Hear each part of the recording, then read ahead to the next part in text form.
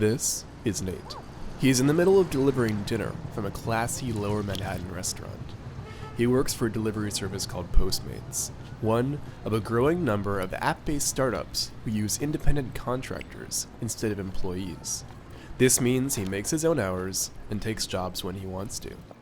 You're sort of free to just wander around and listen to music, get a snack, read a book while while waiting for an order. It's completely up to you. It's nice in that sense. It's totally unreliable though, which is kind of disappointing.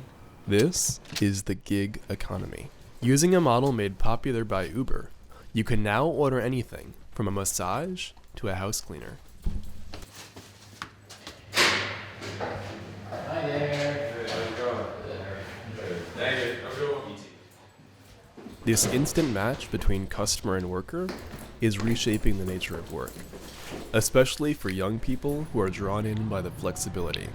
At a popular spot for deliveries in the West Village, Brandon, another Postmates courier, explains why. When Lyft came around and Uber came around and Postmates came around, all these other things that came up that basically allowed you to kind of be your own boss and your own schedule, it kind of set a little bit more independence. And that's kind of what's going on. Like I'm 25, in my generation before me, our parents were like that 9 to 5 kind of thing. It doesn't really apply for my generation right now, so everybody's trying to do what they can to kind of get out that norm.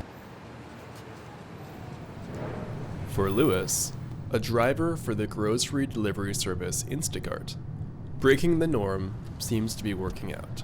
I've been in Vegas about 4 times now.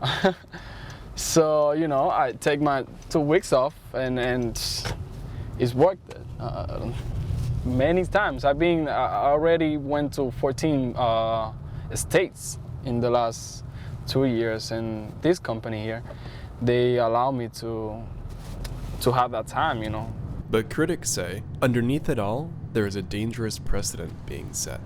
It's incredibly limited, that people can't create their own market. And there's not really entrepreneurship in a courier. That a courier isn't necessarily building a relationship with a particular client that then has the prospect for additional growth with that particular client on a regular basis. And the same is true with most of these on-demand pieces, that there isn't really entrepreneurship.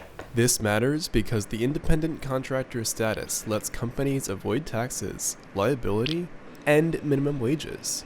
Exploiting this gray area is slowly turning ugly as the competition grows. The price wars, I think, are really interesting on some level because unlike a price war that Walmart has, where it loss leads to drive out small businesses, it at least has to take that loss while it's cutting prices. What the on-demand companies are doing when they're price warring, the only people who have to bear the brunt of those cuts are the people who work for them. At Postmates, it's already happening. They lowered the base pay from $4 with a flat commission, no matter how long you took, to $3.50. But what they've changed now is your time spent at the restaurant starts counting towards a time-based commission. So after more than a year, Nate is planning to move on.